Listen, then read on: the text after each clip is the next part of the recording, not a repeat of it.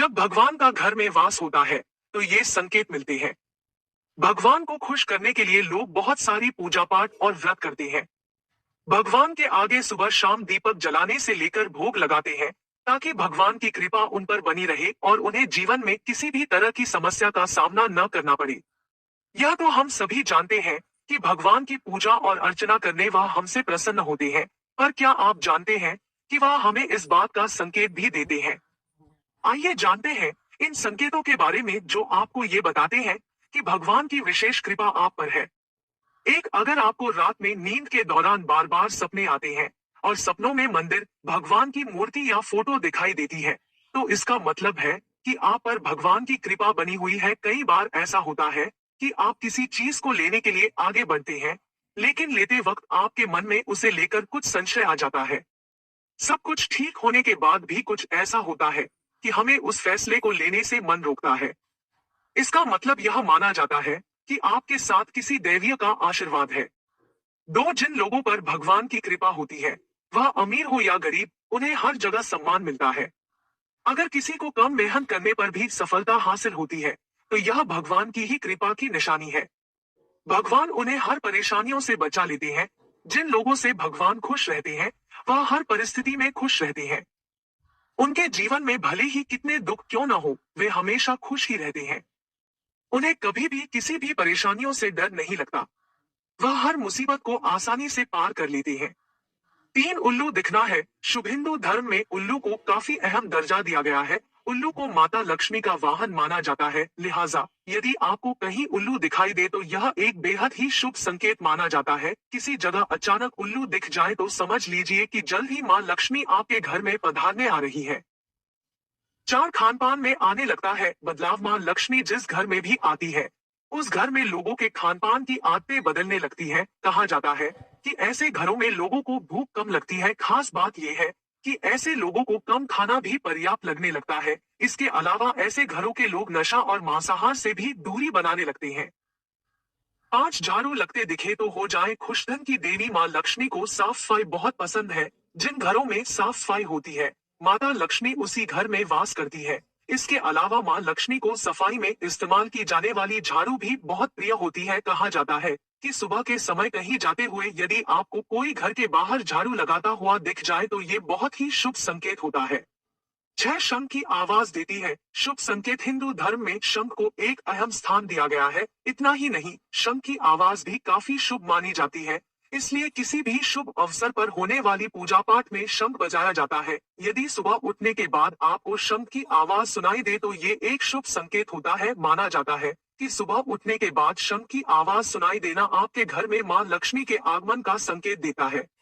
साथ, यदि आपको लगातार 3 दिनों तक घर से निकलते समय नीलकंठ पक्षी दिखाई दे तो समझ जाइए कि भगवान ने आपकी सुन ली है। आपकी जल्द ही कोई बड़ी मनोकामना पूरी होने वाली है। नीलकंठ पक्षी का दिखना महादेव की कृपा होने का इशारा होता है। यदि आपके घर के सामने अक्सर सफेद गाय आने लगे या किसी दिन सफेद गाय आपके घर के सामने आकर अपने बछड़े को दूध पिलाए तो यह देवी देवताओं की आप पर कृपा होने का साफ इशारा है। यह बताता है कि आपकी पूजा प्रार्थना सफल हो रही है और आपके जीवन की सारी समस्याएं दूर होने वाली है। भगवान आपके सारे कष्ट और बुरे दिन खत्म करने वाला है।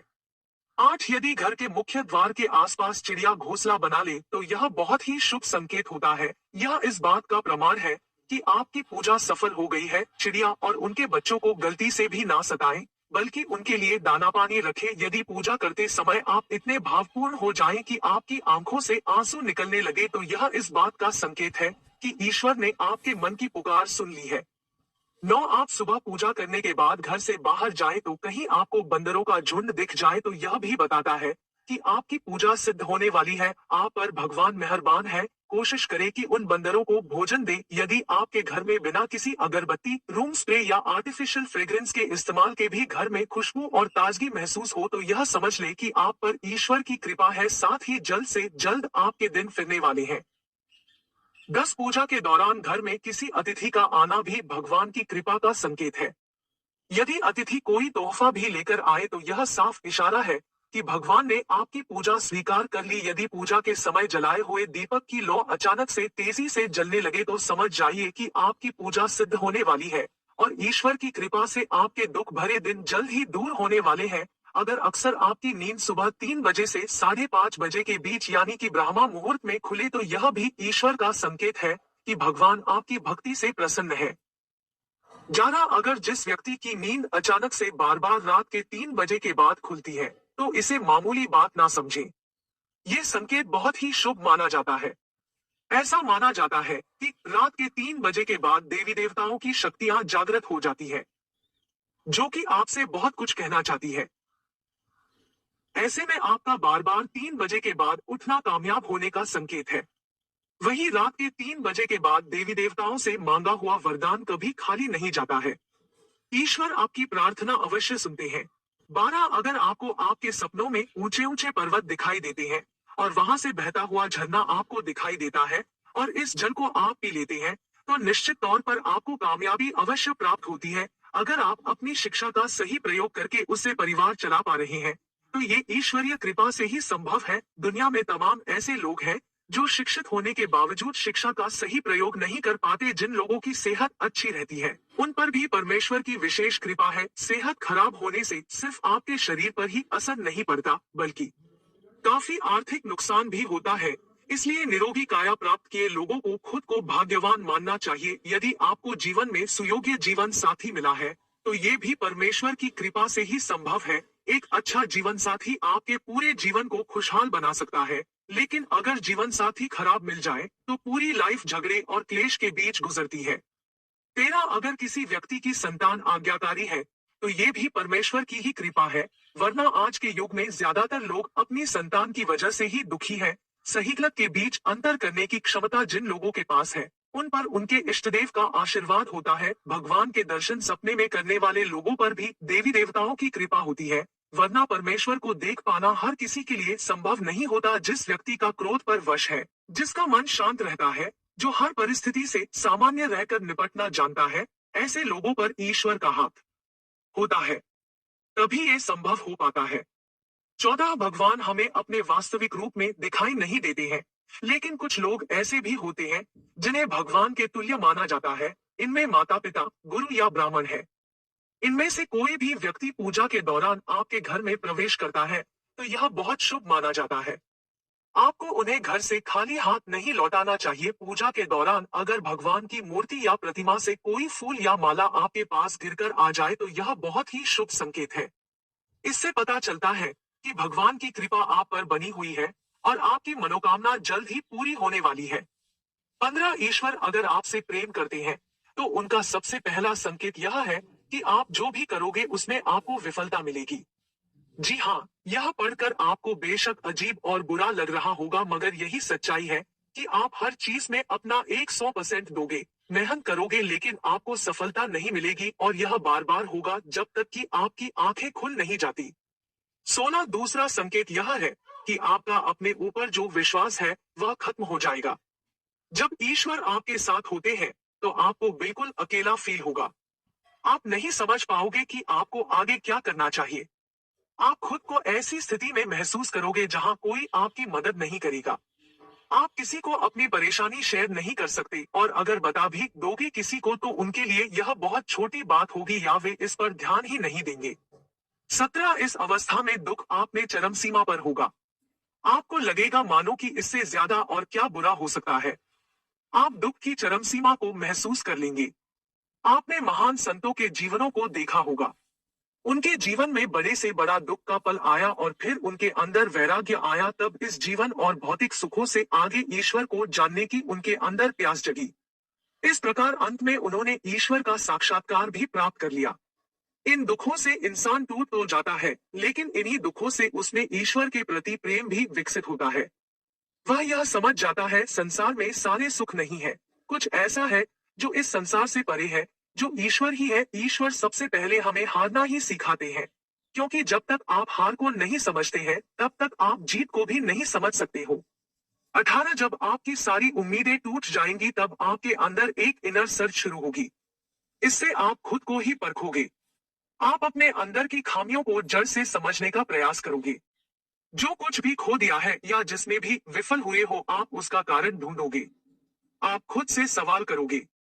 यही वह वक्त होता है जब आप अपनी अंतरात्मा से जुड़ने लग जाते हो और आपके जीवन में एक नया बदलाव आने लगता है। 19 इस अवस्था में आपके चरित्र में बदलाव होगा। जब आप खुद से लड़ने लगते हो तब आप अपनी खामियों को समझने भी लगते हो। इससे आप खुद को बदलना और तराशना भी शुरू करने लगते हो। इससे आप पहले से अधिक शांत, स्थिर, चीजों को गहराई से देखने वाला बनने लगते हो। जब भी हम ईश्वर की राह में जाने लगते हैं, तो वह सबसे पहले हमारे अंदर परिवर्तन लेकर आता है ताकि हम उसकी भाषा को समझ सके। जब तक हम ईश्वर के गुणों को नहीं समझेंगे तब तक हम ईश्वर और उसके प्रेम को भी नहीं समझ सकेंगे। इसीलिए ईश्वर हमारे अंदर बदलाव लाते हैं, हमें उनकी भाषा को समझना सिखाते हैं, चाहे वो दुख हो या किसी भी जरिए से। 20 इस अवस्था में आप किसी भी चीज में हार जीत का अनुभव नहीं करेंगे। यह वह वक्त होगा जब आप बदल चुके हैं। आपके अंदर बदलाव आ रहा है। आपका नजरिया जीवन के प्रति बदलता जाएगा, जिससे बाहर घट रही घटनाओं का असर भी आपके अंदर बहुत कम होगा। बाहर संसार में होने वाली हर घटना को आप एक नाटक की तरह देखने लगोगे, न कि एक वास्तविकता के रूप में। आपके अंदर साक्षी भाव आ जाएगा। आपके लिए सब कुछ संसार एक नाटक होगा, इससे ज्यादा कुछ भी नहीं। 21 जब आपको यह महसूस होने लगेगा कि आप ईश्वर के बहुत निकट हो, तभी आपको सबसे बड़ा झटका लगेगा। यह ईश्वर की सबसे बड़ी कड़ी परीक्षा होती है। यही आपके विश्वास, आपकी बुद्धि, हर चीज तोली जाएगी जो कुछ भी आपने अभी तक अपनी यात्रा और साधना से सीखा है। इस वक्त आपके जीवन में ऐसी ऐसी परेशानियां, दुख आदि या इतना सुख ऐशो आराम आ जाएगा कि आपको वाकई में लगेगा कि ईश्वर तो कुछ भी नहीं है, वो केवल एक झूठ है, एक छलावा है। यह समय सबसे अधिक धैर्य का होता है। अगर आप इस समय अपने पद से विचलित नहीं हुए तो 8वें संकेत के रूप में ईश्वर या तो खुद आपके समक्ष प्रस्तुत हो जाते हैं, फिर चाहे वे किसी भी रूप में हो। 22 8वां संकेत ऐसा होता है जिसे शब्दों में व्यक्त नहीं किया जा सकता। इस स्थिति पर पहुंचने पर आपके मन में लेश मात्र भी संशय नहीं रह जाएगा कि ईश्वर आपके साथ नहीं है। आपको हर पल ईश्वर का आपके साथ होने का एहसास होगा। आप इस अनुभूति को पाकर मदमस्त रहेंगे और आपको ऐसी शांति और आनंद की अनुभूति होगी जिसे बातों के द्वारा नहीं कहा जा सकता है। नोट: यह तमाम जानकारी जनरुचि को ध्यान में रखकर दी जा रही है। ज्योतिष और धर्म के उपाय और सलाहों को अपनी आस्था और विश्वास पर आजमाएं। कंटेंट का उद्देश्य मात्र आपको बेहतर सलाह देना है। इस संदर्भ में हम किसी प्रकार का कोई दावा नहीं करते हैं। प्रिय दोस्तों, आज के वीडियो में बस इतना ही। हमारे द्वारा दी गई शास्त्रों अनुसार जानकारी आपको अच्छी लगी हो तो वीडियो को लाइक, शेयर एंड सब्सक्राइब और कमेंट बॉक्स में जय श्री राम अवश्य लिखें।